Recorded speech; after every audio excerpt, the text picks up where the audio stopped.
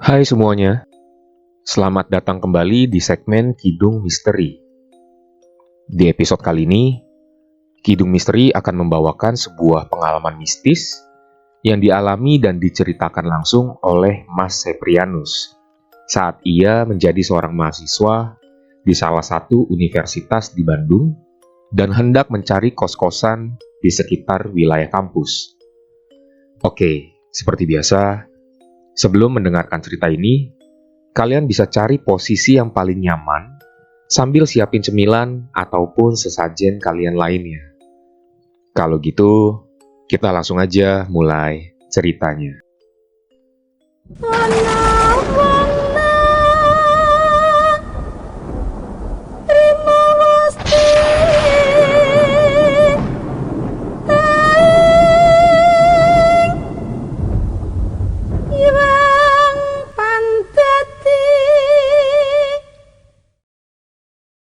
Sebenarnya aku tak mau menceritakan kisah ini. Bagiku, menceritakannya sama saja mengulang lagi setiap detail pengalamanku di rumah itu. Dan kalian tahu, itu bukanlah pengalaman yang menyenangkan untuk diingat. Tapi baiklah, kali ini aku akan menceritakannya, dan cukup sekali ini aku melakukannya, dan kuharap ini untuk yang terakhir kali. Sekitar 5 tahun yang lalu, ketika aku baru saja menjadi seorang mahasiswa di kota Bandung, seperti kebanyakan mahasiswa rantau lainnya, aku juga mencari-cari tempat kos yang kira-kira dekat ke kampus. Karena belum punya teman dan tak punya saudara di sini, atau orang yang ku kenal, aku mencari tempat kos sendiri saja. Selesai menyelesaikan semua urusan pendaftaran di kampus tempat aku diterima, aku langsung keluar kampus untuk mencari tempat kos. Untung aku datang lebih awal, dan saat loket pendaftaran dibuka, aku menjadi antrian pertama. Akhirnya, aku bisa menyelesaikan semua urusan pendaftaranku lebih awal. Kira-kira pukul 11 aku sudah keluar kampus. Setiba di luar gerbang, aku merasa sangat bingung. Aku benar-benar tak tahu tentang kota Bandung ini. Dan aku juga tak punya siapa-siapa yang ku kenal di sini. Malah dalam pikiranku, seandainya sampai malam nanti aku masih belum menemukan tempat kos, aku akan menginap di kampus saja. Tapi pikiran itu segera ku tepis. Aku menghembuskan nafas kuat-kuat dan bertekad dalam hati kalau aku pasti bisa menemukan tempat kos sebelum senja. Kemudian aku mulai bertanya-tanya pada mahasiswa-mahasiswa yang tampak senior dan sedang berkeliaran di luar kampus tentang di daerah-daerah mana saja yang terdapat banyak tempat kos. Aku juga bertanya pada penjual kaki lima yang bertebaran di sekitar daerah kampus, dan untungnya mereka dengan ramah menunjukkannya. Setelah sekian informasi dan kurasa cukup, aku mulai berjalan sambil menyandang tas ranselku yang sangat padat dan berat. Aku menyisiri trotoar di sepanjang jalan menuju ke daerah yang ditunjukkan oleh orang-orang yang kutanya tadi. Aku mulai dari rumah pertama, dan seperti yang tak terlalu kuharapkan, pemilik kosnya bilang penuh. Dan aku pun melanjutkan ke rumah berikut dan sayangnya selalu saja kudapatkan penuh. Aku mulai digerogoti rasa pesimis bahwa untuk rumah berikutnya pasti akan kudapatkan hal yang sama juga. Dan aku mulai kehilangan harapan untuk mendapatkan tempat kos sebelum senja. Tapi saat itu hari sudah menunjukkan pukul 1:30 siang, dan perutku mulai keroncongan. Aku memutuskan beristirahat sejenak di sebuah warung kecil yang menjual nasi dengan lauk dan sambal rumahan seadanya. Ibu pemilik warung itu gemuk, dan wajahnya sangat ramah. Ketika aku memasuki warungnya, dia menyambutku dengan hangat sambil mempersilahkanku duduk layaknya anak sendiri. Aku pun merasa canggung sekaligus senang diperlakukan seperti itu. Tapi ibu itu tampak sudah biasa dengan mahasiswa-mahasiswa seperti aku, yang kelelahan, lapar, dan jauh dari keluarga. Dia mengambilkanku sepiring nasi, lengkap dengan lauk dan sayurnya. Melihat gunungan nasi komplit di piring itu, aku agak cemas akan membayar banyak. Tapi aku benar-benar sangat lapar dan lelah. Perasaanku tercabik antara lapar dan kondisi saku. Setelah pendaftaran tadi, semua uang yang dititipkan orang tuaku nyaris habis. dan yang tersisa hanya untuk biaya kos dan beberapa kali makan. Dan orang tuaku baru bisa mengirimkan uang seminggu lagi. Tapi ibu itu seakan tahu kekhawatiranku, dan dia langsung bilang sambil tersenyum bijak, "Tak apa-apa nak, sekali ini gratis." Mendengar itu pun senyumku langsung cerah. Sambil makan, ibu pemilik warung itu menghujaniku dengan pertanyaan-pertanyaannya. Mulai dari daerah asalku, alasanku kuliah di sini, sampai cerita tentang pengalaman ibu itu pernah merantau di daerah asalku selama beberapa tahun dan akhirnya kembali ke sini. Karena sangat lapar dan menghabiskan makananku dengan lahap, aku tak terlalu mendengarkan ibu itu bercerita. Tapi tampaknya, ibu itu hanya senang bercerita meski tak seorang pun antusias mendengarkannya.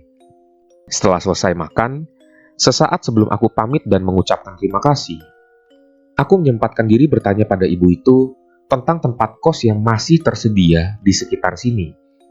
Sekilas, aku menangkap ada keraguan di wajahnya. Tapi kemudian ibu itu berkata, "Kalau di sini selalu penuh, tapi mungkin yang di sebelah sana." Ibu itu menunjukkan sebuah jalan lagi, sekitar 100 meter dari seberang warungnya. Masih banyak yang kosong, soalnya sebagian mahasiswa lebih suka kos di daerah sini. Aku heran. Memang kenapa, Bu? Apa di sebelah sana lebih mahal? Oh, nggak juga. Jawab ibu itu nyaris memotong pertanyaanku. Malah di sana itu banyak yang murah. Cuma ya mungkin. Ibu itu tak meneruskan perkataannya lagi dan wajahnya berubah kaku. Ibu sarankan, kalau bisa, kamu cari kos jangan di sana ya. Dalam benakku, aku sudah terlanjur menggarisbawahi kata-kata malah banyak yang murah. Hingga aku jadi tak begitu memperdulikan perubahan aneh sikap ibu itu tentang daerah yang ditunjuknya itu. Dan segera saja aku meluncur ke sana. Aku sampai di gerbang jalan itu. Kuat dugaanku, daerah ini pasti sebuah komplek perumahan tua. Terbukti dari gaya bangunannya. Selain itu, tanaman yang tumbuh di sembarang tempat jelas menandakannya. Aku juga mendapati di kiri kanan jalan, pohon-pohon tumbuh subur dan besar-besar. Tentu saja, butuh waktu berpuluh-puluh tahun untuk membiarkan pohon tumbuh sebesar itu. Kemudian aku mendongak ke langit, dan kulihat silau cahaya matahari mengintip dari rimbunnya dedaunan. Kurasakan juga angin sepoi-sepoi bertiup menyegarkan. Tempat yang ideal, pikirku. Kulihat jam tangan, hari sudah pukul 2:30 sore. Oh, aku harus segera menemukan tempat kos nih. Aku pun mulai dari rumah pertama. Tapi aku tak berharap banyak dari rumah ini. Jika pada pencarianku sebelumnya yang kudapatkan selalu saja penuh, di tempat ini malah sebaliknya. Aku justru tak menemukan seorang pun untuk ditanya. Aku melewatkan rumah pertama, setelah setengah jam tak mendapatkan apa-apa, kemudian kulanjutkan ke rumah kedua dan hasilnya pun sama. Begitu juga dengan rumah ketiga dan seterusnya, hingga sampailah aku ke ujung jalan yang ternyata buntu. Hari sudah menunjukkan pukul 5 sore, dan sejauh ini aku masih belum menemukan tempat kos. Dan tinggal rumah terakhir yang berada di gang buntu ini, yaitu rumah bernomor 66 yang terletak paling ujung. Bangunannya bergaya Belanda. Dinding-dinding yang dulunya dicat putih, kini sudah berwarna coklat kusam. Bahkan di beberapa tempat sudah berwarna hitam oleh lumut berusia puluhan tahun. Rumah itu seolah tersandar ke dinding tinggi berwarna hitam yang mengakhiri jalan ini. Seperti rumah-rumah sebelumnya, rumah itu juga tampak kosong dan sudah lama ditinggalkan. Rumput dan tumbuhan pun liar dan tumbuh sembarangan di halamannya. Aku mulai dihantam kekecewaan. Sepertinya, untuk mendapatkan tempat kos hari ini sudah tak ada harapan lagi. Aku memutuskan untuk kembali saja ke kampus dan melanjutkan pencarian esok hari. Tapi, ketika aku berbalik, tiba-tiba ada seorang ibu-ibu keluar dari rumah itu. Rambutnya sudah semuanya putih, dan dia memakai kacamata bulat tebal berantai. Tangannya yang kisut memegang gagang pintu dengan gemetar. Mau cari tempat kos? Tanyanya kepadaku dengan suara khasnya yang serak dan bergetar. Aku membalasnya dengan anggukan cepat antusias. Masuklah. Kata ibu itu. Sebenarnya, ketika pertama kali aku masuk dan kakiku menginjak halamannya yang terlantar, aku merasa ada yang aneh. Perasaan sedih, terasing, suram, dan tanpa harapan seperti berkecamuk menguar dari setiap sudut rumah ini. Tapi, karena saat itu harapan untuk memperoleh tempat kos lebih besar dari apapun, aku mengabaikan perasaan itu. Perasaan khawatir hanya akan membuatku takut sendiri. Ibu itu memanduku ke dalam. Ruangan tamunya kosong melompong, tak satu pun perabot mewah terpajang. Hanya lantai ubin antik berwarna suram. Dinding-dindingnya juga sudah kusam dan agak bau. Seperti bau lumut, tapi juga bukan. Sambil berjalan, kulihat langit-langit rumah ini tinggi, namun sedikit berbercak-bercak kecoklatan. Di tengah-tengahnya tergantung sebuah lampu watt rendah dibaluti sawang laba-laba yang tampaknya sudah dibiarkan begitu saja selama bertahun-tahun tanpa perhatian. Aku jadi kikuk karena ibu itu diam saja selama memanduku, melewati lorong-lorong rumahnya menuju kamar yang terletak paling ujung. Bunyi sandalnya yang bergesek dengan lantai ubin yang dingin dan berwarna gelap agak membuatku merinding. Sepanjang lorong itu berjejer pintu-pintu kamar yang tertutup rapat. Kupastikan ada sekitar selusin kamar di kiri dan kanannya. Aku simpulkan rumah ini sudah lama dijadikan tempat kos dan yakin sekali penghuninya pasti banyak. Tapi sayangnya, tak satu pun dari pintu-pintu itu terbuka. Jendela di sampingnya juga gelap, tertutup tirai gorden yang agak berdebu. Apa semua kamar ini sudah penuh, Bu? Tanyaku. Butuh waktu lama untuk ibu itu menjawab. Tinggal satu yang kosong. Itu berarti banyak orang di sini. Aku akan punya banyak teman kos. Rumah ini pasti akan ramai sekali.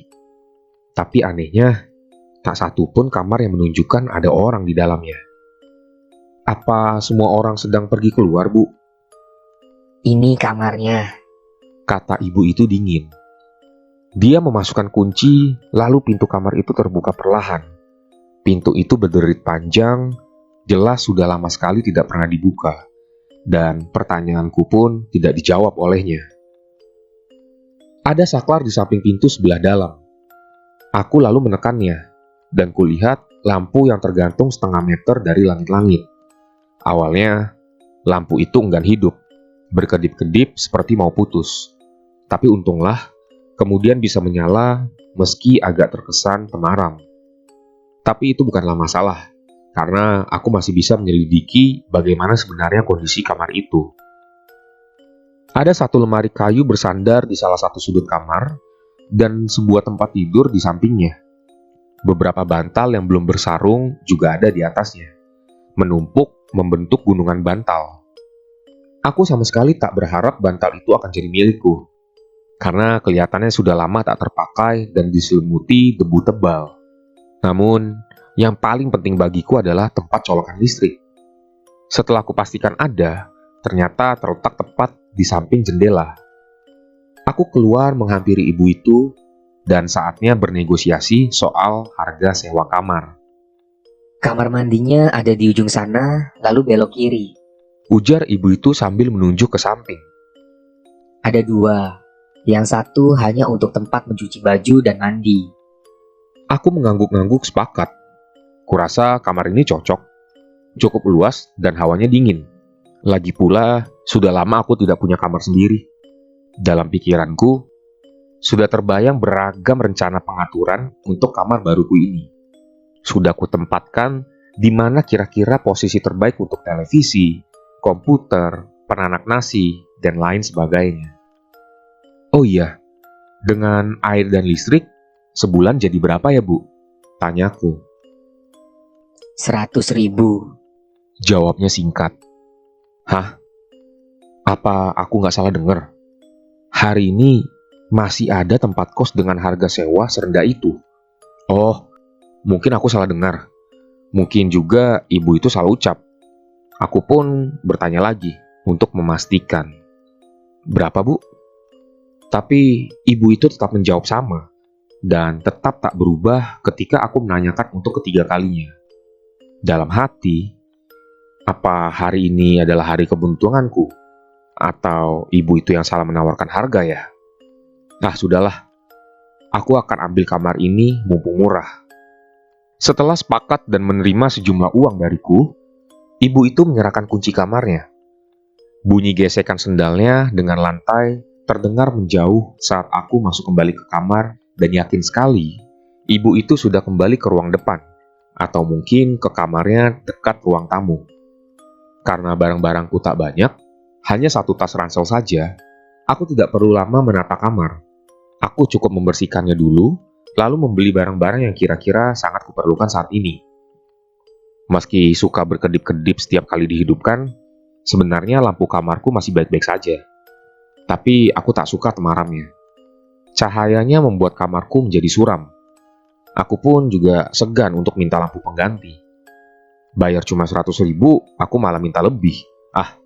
Lebih baik aku beli saja nanti. Seharian berjalan membuat kakiku luar biasa pegal.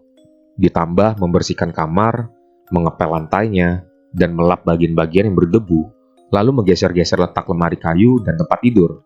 Sempurna sudah meremukkan tubuhku. Kebetulan, ibuku menitipkan alas kasur dan beberapa sarung bantal di ranselku. Jadi, aku tak perlu memintanya lagi ke ibu tua itu. Setelah semuanya cukup bersih, paling tidak tempat tidurku sudah cukup nyaman untuk kutiduri. Dan aku memutuskan untuk berbaring sejenak, sekalian menunggu maghrib tiba. Rasanya tak sampai beberapa menit, aku sudah tertidur pulas. Tapi, segera saja terasa ada sesuatu yang membuatku tidak nyaman. Gerah memenuhi kamarku, bertambah terus-menerus. Aneh, padahal sebelumnya sangat dingin. Aku ingin bangun tapi karena sangat letih, aku benar-benar tak berdaya walau sekedar membalikkan tubuhku. Lebih anehnya, aku ingin membuka mata tapi tidak berhasil. Pikiranku saat itu antara sadar dan tidak. Lalu, tiba-tiba saja aku merasa takut. Sangat takut. Aku merinding dan gemetar ketakutan. Aku meringkuk, menarik selimut hingga menutupi kepala.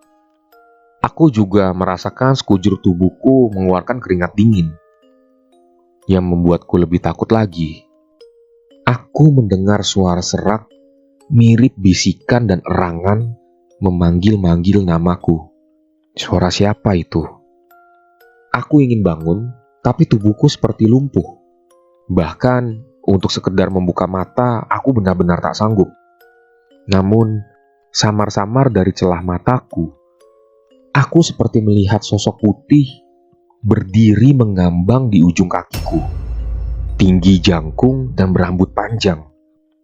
Kepalanya nyaris menyentuh langit-langit kamar dan dia seolah menunduk menatapku. Aku ketakutan dan ingin segera bangkit, tapi sungguh, aku tidak berdaya. Aku juga ingin berteriak sekencang-kencangnya, tapi suaraku hilang. Tubuhku membeku dan gemetar, basah oleh keringat. Setelah beberapa saat berjuang untuk membuka mata, yang rasanya berjam-jam, akhirnya aku terbangun juga. Aku langsung bangkit dan memberanikan diri menatap ke tempat di mana sosok putih itu berdiri. Di sana cuma ada dinding kusam yang lembab, sebagaimana semula. Aku juga mengamati langit-langit kamar, barangkali saja sesuatu itu telah pindah dan bergelantungan di suatu tempat di atasku. Tapi tidak, tak ada tanda-tanda telah terjadi sesuatu. Aku tak melihat gorden jendela bergoyang, atau mungkin daun pintu yang terbuka perlahan mengeluarkan bunyi derit panjang mengerikan. Tidak, tidak ada sama sekali. Mungkin itu mimpiku saja. Toh, aku juga sering mimpi horor seperti itu. Mungkin juga akibat kelelahan dan dalam tahap penyesuaian di tempat baru. Tapi suara bisikan itu Suara itu seperti nyata.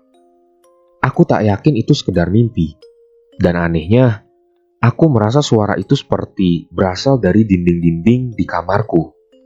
Aku melirik jam di meja belajar di samping tempat tidurku, dan jam menunjukkan pukul 6:30 malam. Senja telah pasti lewat. Aku pun memutuskan untuk mandi. Aku keluar kamar dengan membawa handuk dan perlengkapan mandi. Ketika aku menoleh ke ujung lorong, aku melihat sekelebat bayangan putih menghilang ke tikungan kamar mandi. Aku hanya melihat ujung kain putihnya saja. Sesaat, darahku berdesir. Itu apa? Mungkin itu teman kosku yang mau mandi juga. Aku meneruskan langkahku menyusuri lorong panjang menuju kamar mandi, sambil berharap-harap dalam hati, paling tidak ada salah satu kamar yang terang, menandakan ada penghuninya. Tapi perasaanku kian ciut ketika aku telah sampai ke ujung lorong dan tinggal berbelok ke kamar mandi. Tak satu pun kamar yang hidup lampunya.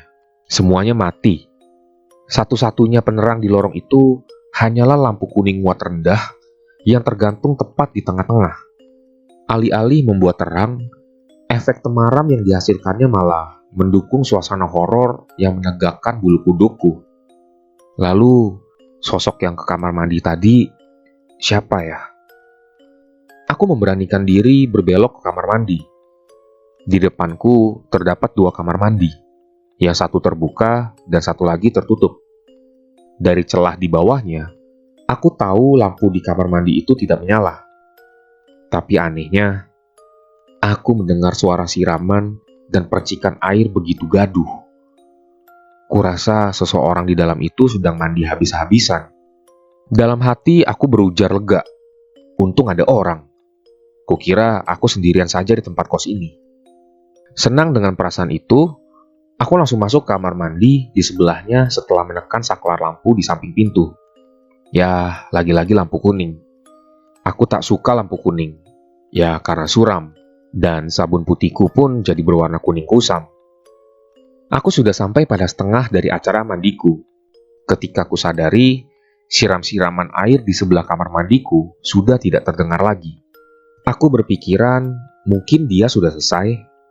Tapi aku tak yakin berpikir begitu karena aku tak mendengar suara pintu dibuka. Seharusnya aku dengar, karena aku tahu pintu kamar mandi itu sudah cukup tua dan pasti berbunyi saat dibuka. Saat kukira dia benar-benar sudah keluar dari kamar mandi sebelah, tiba-tiba aku dikagetkan oleh bunyi sesuatu yang besar dan berat, jatuh berdebam diiringi bunyi benturan ke benda keras. Pikiran burukku langsung menyergap.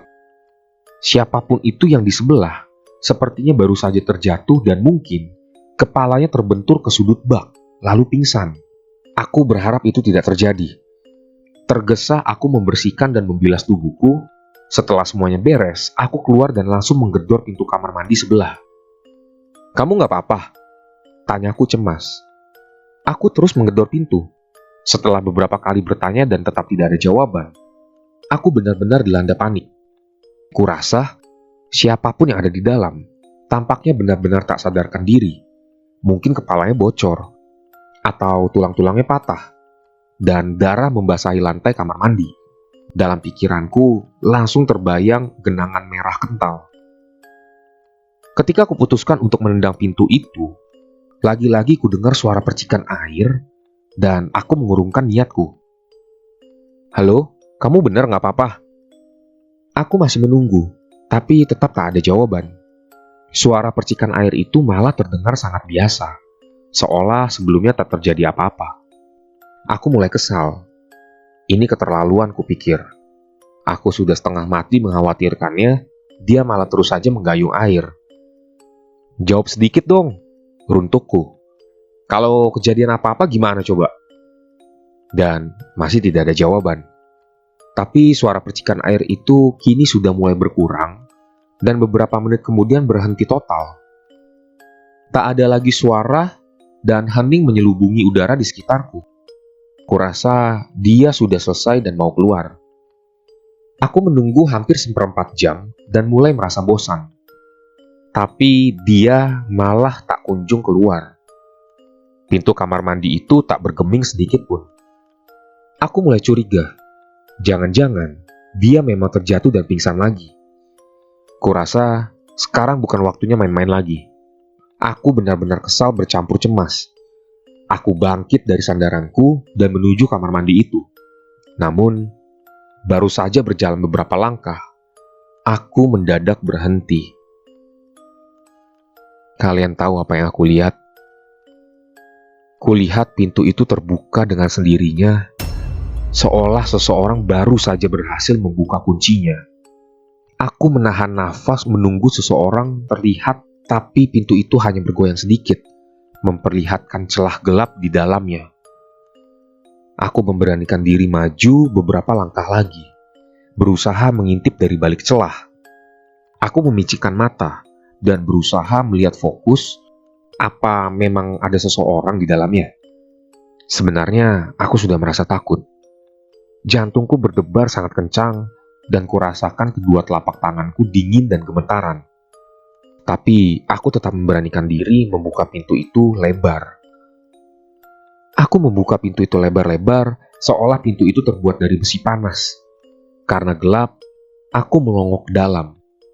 Samar-samar, kuamati semua sudut kamar mandi itu dan malangnya, aku tidak menemukan siapapun di dalamnya. Aku setengah berlari kembali ke kamarku di ujung lorong. Aku tak bisa meredam ketakutanku dan bulu kuduku semuanya berdiri.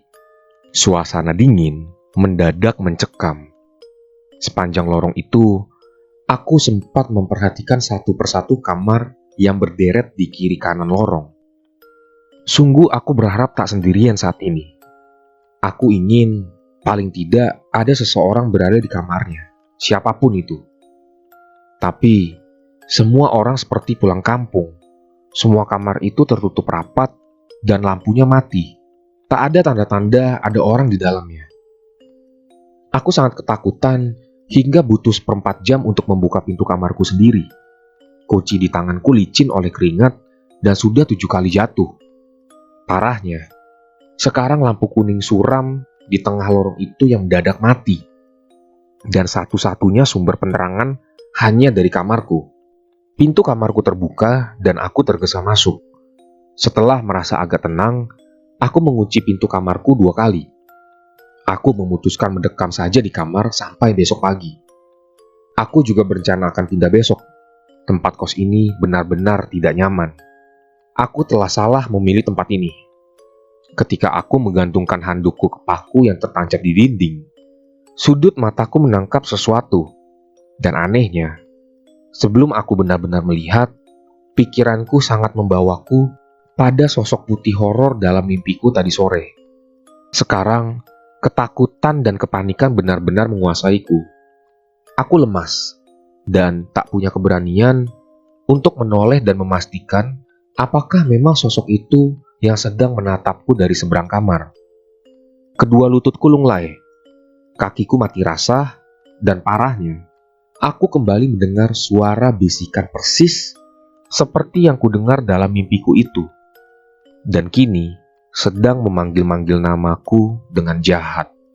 Suara itu begitu dingin dan penuh dendam. Aku tak sanggup mendengarnya lebih lama lagi. Ini akan membuatku gila ketakutan. Aku langsung memutar kunci lagi dan menghempaskan tak peduli pintu kamar di belakangku. Sudut mataku menangkap sekilas, sosok putih itu benar-benar berdiri mengambang di sudut kamarku. Dan kini, seakan melayang pelan menuju ke arahku. Aku tak sanggup membayangkan sosok itu akan melakukan apa kepadaku saat jarak kami hanya beberapa sentimeter. Awalnya, aku ragu menempuh lorong gelap di depanku. Seolah aku akan menempuh jalan kelam di tengah hutan. Tapi, aku tak punya pilihan lain. Tetap di dalam kamar sama saja dengan bunuh diri. Meskipun ujung lorong dekat dengan kamar mandi, tapi di sana ada pintu keluar. Aku ingin keluar dari tempat ini secepatnya. Aku pun berlari seperti orang kesurupan, berteriak kencang tanpa sendal. Dalam beberapa detik, akhirnya aku sampai juga di pintu keluar di ujung lorong. aku tak berani melirik ke kamar mandi yang gelap. Pikiranku sudah tak bersahabat. Bayangan-bayangan horor seperti sesuatu yang lebih mengerikan sedang menunggu di kamar mandi mulai bermunculan di benakku, dan ketakutanku pun semakin menjadi-jadi. Setelah berhasil keluar, aku berharap ibu kosku mendengar teriakan histerisku tadi. Tapi tidak sama sekali. Dia tidak muncul dari kamarnya. Kurasa dia tidur pulas. Sudahlah. Yang penting aku keluar dari tempat ini. Untung pintu depan tak dikunci. Sepertinya memang sudah tak terkunci untuk waktu yang sangat lama, dan aku akhirnya sampai di halaman depan rumah. Aku menyempatkan diri berbalik dan memandang ke seluruh bagian tempat kosku itu. Kali ini, aku benar-benar terkejut dan setengah tak percaya dengan apa yang aku lihat. Rumah tempat kos itu sama sekali gelap. Tidak ada lampu dimanapun. Tetapi meski malam hari, aku masih melihat jelas ternyata rumah itu tinggal puing-puingnya saja. Beberapa bagian atap sudah banyak yang bolong. Tumbuhan rambat liar tumbuh subur menutupi sebagian besar dinding yang berlumut. Ya Tuhan, apa yang sedang terjadi padaku? Sore tadi, aku masih menemukan tempat ini seperti rumah biasa yang ada penghuninya. Tak ada bekas ditelantarkan sedikit pun. Tapi sekarang, pandanganku seolah baru saja disingkapkan dan kusaksikan kenyataannya sungguh jauh berbeda. Rumah ini benar-benar tinggal puing dan hancur. Dibiarkan terlantar bertahun-tahun hingga semak-semak sudah tumbuh setinggi dada. Lalu, siapa ibu kos itu? Aku tak mau repot-repot memikirkannya. Aku sudah sangat takut sekarang. Dan kuat dugaanku, ibu kos itu juga bukan manusia yang menjelma menjadi sosok yang pernah hidup di masa lalu. Aku terengah-engah ketika sampai di gerbang pintu masuk komplek perumahan itu. Saat berikutnya, aku menyeberang jalan dan di sana kulihat ibu pemilik warung tempat aku makan siang tadi masih buka. Aku berjalan ke sana dan masuk ke dalam warungnya. Barulah aku merasa agak tenang dan aku menceritakan semua kejadian yang kualami ke ibu pemilik warung itu. Setelah semuanya kuceritakan, ibu pemilik warung itu kemudian menceritakan semuanya. Begini kisahnya. 20 tahun silam dari cerita ini diangkat, sebuah rumah paling ujung bernomor 66 mengalami kejadian tragis. Awalnya, seorang mahasiswa mati bunuh diri di kamar mandi dengan cara gantung diri. Semua teman kosnya berpendapat dia berhalusinasi dan tertekan karena dihantui oleh penampakan hantu wanita di kamarnya. Ada dugaan hantu wanita itu adalah anak ibu kos yang mati dikurung di kamarnya karena gila. Tapi beberapa tahun setelahnya, rumah itu terbakar dan menewaskan ibu kos itu sendiri, termasuk beberapa anak kos yang terperangkap di kamarnya. Menurut polisi, kebakaran itu jelas disengaja. Mendengar cerita tragis itu, aku semakin gemetar ketakutan. Aku tak sanggup membayangkan bagaimana kalau diriku tinggal di sana lebih lama lagi. Barangkali aku akan menjadi salah satu penghuni abadi yang bergentayangan di rumah kos 66.